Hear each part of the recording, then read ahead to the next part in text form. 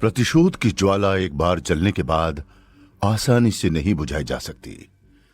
वैसे ही बदले की भावना में हानि के अलावा कुछ भी हाथ नहीं आता। फिर भी इन परिस्थितियों में फंसकर व्यक्ति सच्चाई से मुंह मोड़कर खुद को क्षति पहुंचाने पर उतारू है। ठीक उसी तरह प्रजापति दक्ष के मन में जली इसी ज्वाला की वजह से महादेव और माता सती अभी तक प्रेम के बंधन में बंधने से दूर हैं और उन्हें दूर रखने की वजह से दक्ष खुद को इसका जिम्मेदार ठहराने के लिए तैयार भी हैं, जबकि दोनों के मिलन का समय बीता जा रहा है। दक्ष और कुछ दूसरे तत्वों को छोड़कर अब हर कोई यही चाहता है कि जल्द से जल्द शिव और शक्ति एक हो जाएं। लेकिन शायद दोनों के रिश्ते की गहराइयों के लिए यह विलंब भी जरूरी है। विधि का विधान तो स्वयं महादेव ही जाने, जिन्हें हर चीज का बोध है, जो सर्वज्ञाता हैं। फिर भी दोनों के मिलन में हो रहे विलंब की वजह से सृष्टि के गर्भ में भयानक बदलाव आने वाले हैं, जिनसे शायद प्रजापति दक्ष पूरी तरह अनजान है। खुद को सबसे ऊपर रखने के अहंकार में आज दक्ष सही गलत के बीच के अंतर को भी मिटाने के लिए तैयार है। वो हर हाल में ये लड़ाई जीतना चाहते हैं, जिसे उन्होंने अपने ही दिमाग की उपज से पैदा किया है। और उनकी यही लड़ाई किसी और के नहीं बल्कि देवों के देव महादेव के खिलाफ है। धीरे धीरे महादेव के खिलाफ दक्ष की नफरत बढ़ती ही जा रही है। माता सती द्वारा कमल के फूलों पर भगवान विष्णु के नाम की जगह महादेव का नाम लिखे जाने पर भी दक्ष ने इस सुंदर कृत्य को अपने अपमान और शिव की चाल की तरह लिया। बस फिर क्या था, दक्ष अपने उसी झूठे अपमान का बदला लेने की ठान चुके हैं और इसके लिए उन्हें एक कुटिल योजना भी सूझ गई है।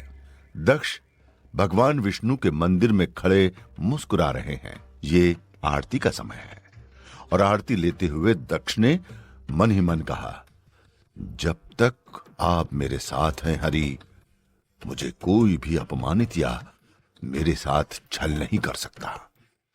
स्वयं वो वैरागी चाहे कितनी भी कोशिश कर ले, चाहे वो मेरे खिलाफ सती का ही इस्तेमाल क्यों ना कर ले, लेकिन वो मेरा कुछ नहीं बिगाड़ पाएगा।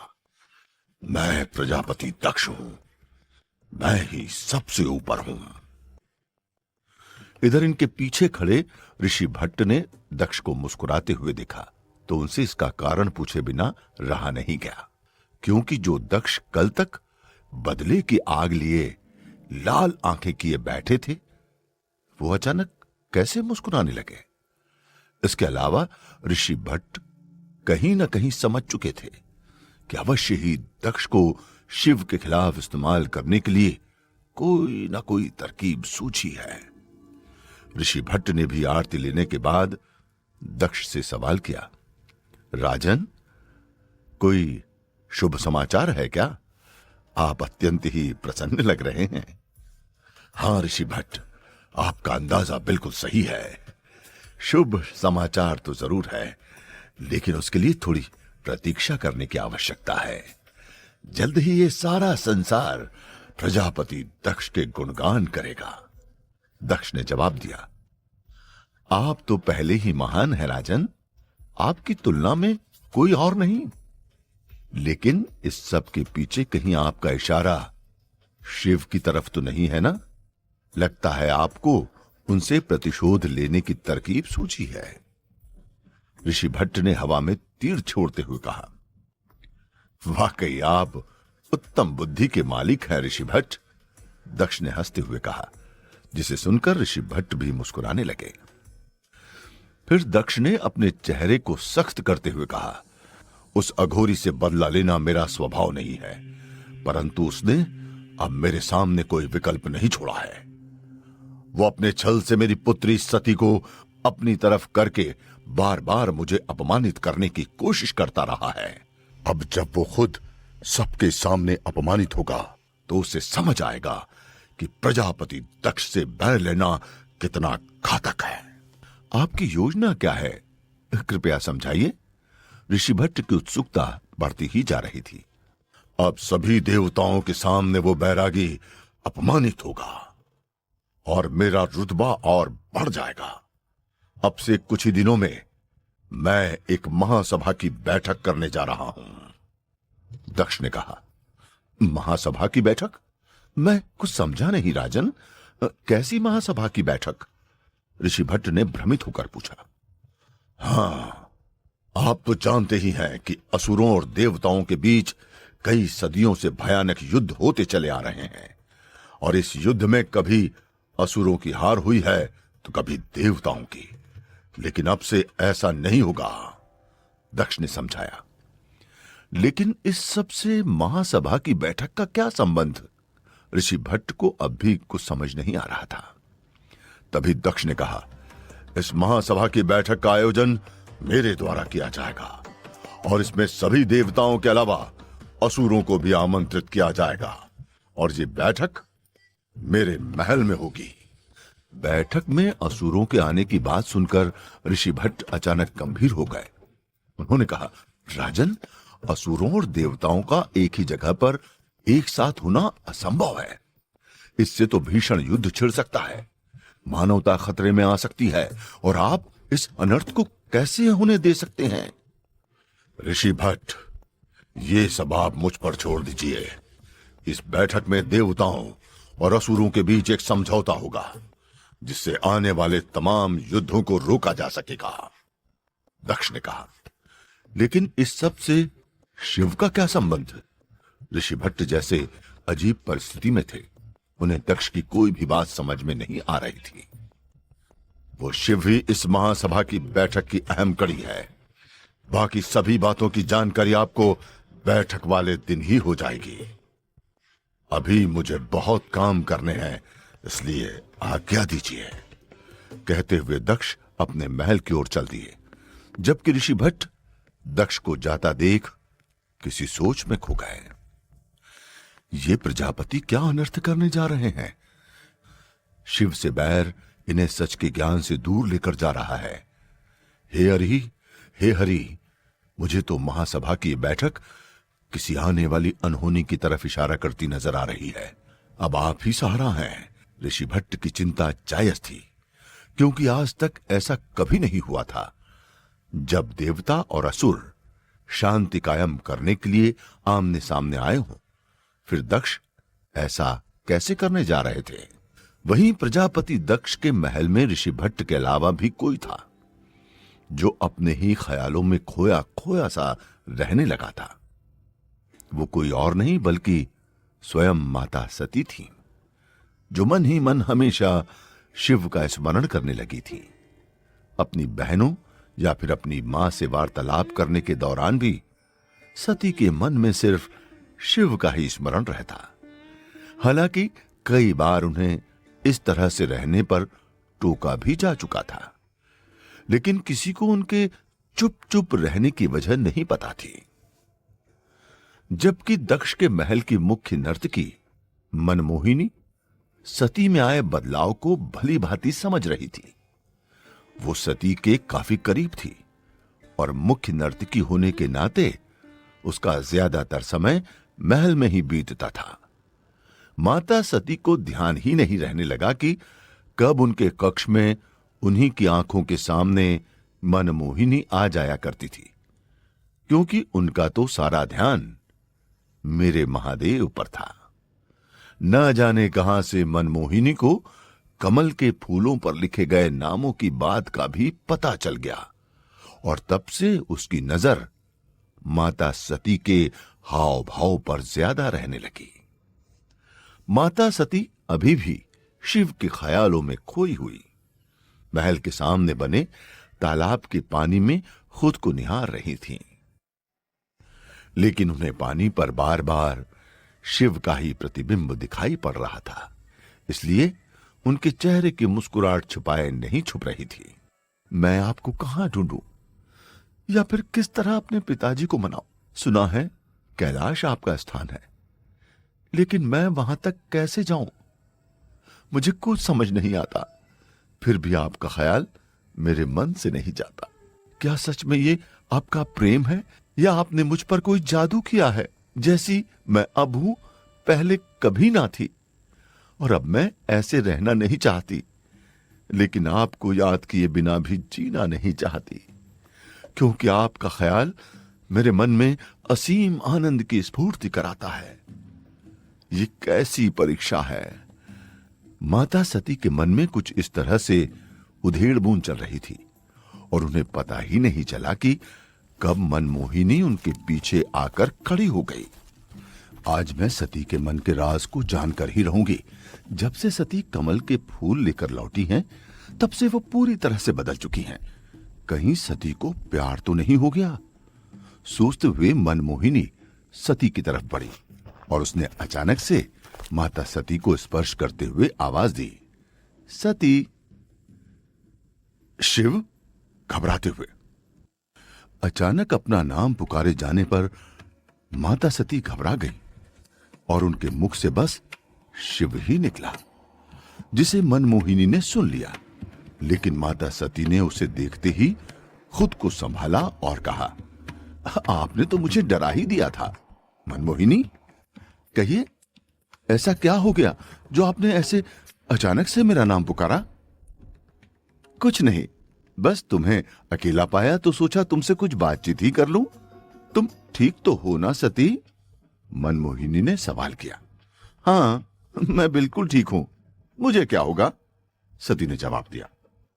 तुम्हारे चेहरे पर आई लालिमा तो किसी दूसरी ओर इशारा कर रही हैं।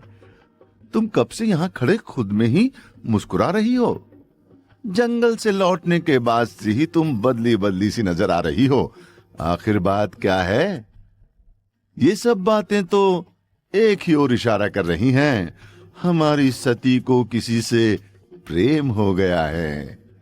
मनमोहिनी ने मुस्कुराते हुए कहा और इतना सुनते ही माता सती उससे नजरें चुराने लगी।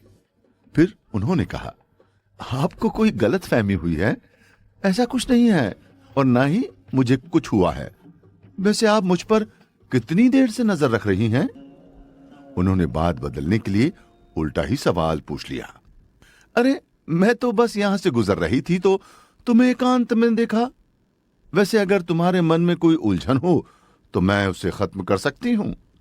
मनमोहिनी ने एक बार फिर सती से बात जाननी चाहिए, लेकिन माता सती कुछ कहती उससे पहले ही मनमोहिनी के लिए दरबार से बुलावा पहुंचा और जाते जाते उसने कहा, हमारी बातचीत अधूरी रह गई है।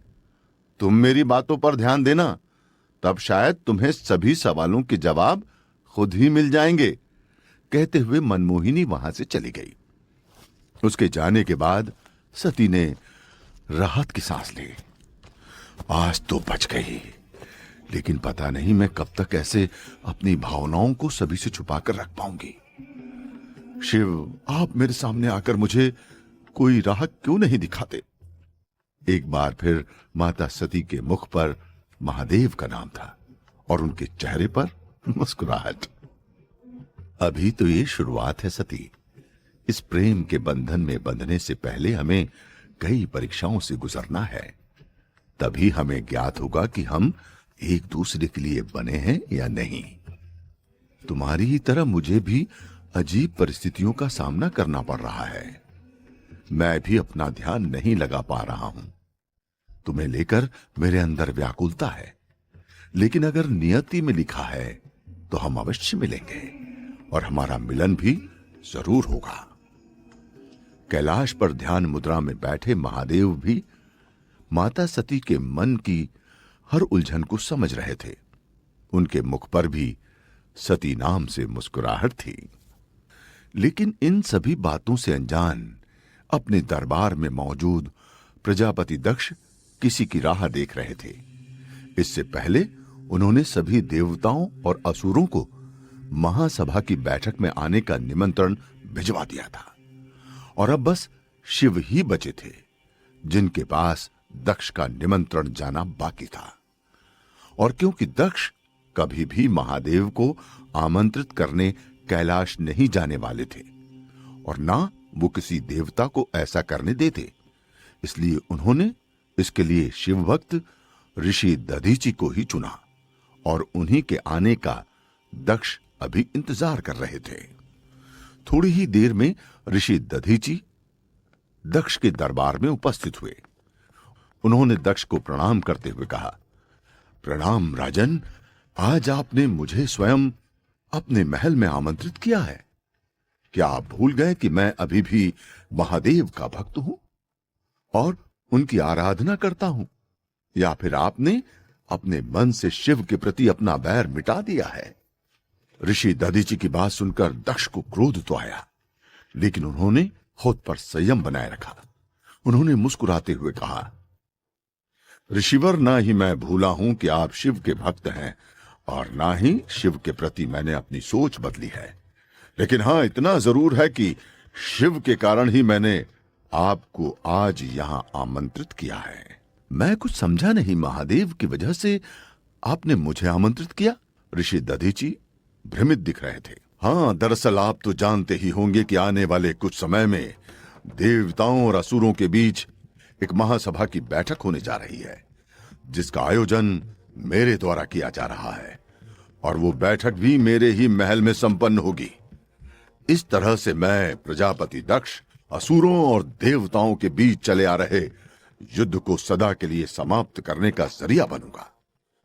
इसलिए मैं चाहता हूं कि इस बैठक में आपका शिव भी आमंत्रित हो और यह आमंत्रण आप शिव तक पहुंचाएं। दक्ष ने अभिमान से इतराते हुए कहा। अचानक इस तरह की महासभा की बैठक का आयोजन करना और उस बैठक में महादेव को भी आमंत्रित करना ऋषि दधीचि के लिए चौंकाने वाली बात थी। उन्हें दक्ष की यह मंशा समझ नहीं आ रही थी। साथ ही उन्हें आने वाली किसी अनहोनी का डर सताने लगा। इसके अलावा ऋषि दधीचि को दक्ष की इस बात पर भी संदेह होने लगा, क्योंकि जिस शिव से वो इतनी नफरत करते हैं, जिन्हें वो देवता भी नहीं समझते, फिर उन्हीं शिव को दक्ष अब महासभा की बैठक में आमंत्रित कर रहे हैं। दूसरी ओर अभी देवताओं और असुरों को एक साथ बुलाकर भी दक्ष कहीं न कहीं गलती कर रहे हैं। लेकिन ऋषि दधीचि ने उन्हें किसी भी बात पर समझाना उचित नहीं समझा, क्योंकि वो जानते थे कि महादेव खुद इस बैठक में आने से इनकार कर देंगे। उन्हें तो न संसार का मोह है और ना ही ऐसी सभाओं में जाने का। इसलिए महादेव दक्ष के इस प्रस्ताव को अस्वीकार कर देंगे। अंत में ऋषि दधीचि ने दक्ष से कहा, राजन, आप ही जानते हैं कि इस सब के पीछे आपकी क्या मंशा है, लेकिन मैं आपका यह प्रस्ताव अवश्य ही महादेव तक पहुंचा दूंगा। अभी मैं चलता हूं, मेरी शिव आराधना का समय हो गया है। कहते हुए ऋषि दधीचि महल से बाहर निकल गए और जाते जाते शिव आराधना का जिक्र करके वो दक्ष को फिर से क्रोध करने पर मजबूर कर गए। लेकिन दक्ष के इस आमंत्रण पर महादेव की प्रतिक्रिया आना अभी भी बाकी है। दूसरी तरफ माता सती के चेहरे पर शिव का नाम तेज है। क्या होगा आगे और कब होगा शिव और सती का मिलन?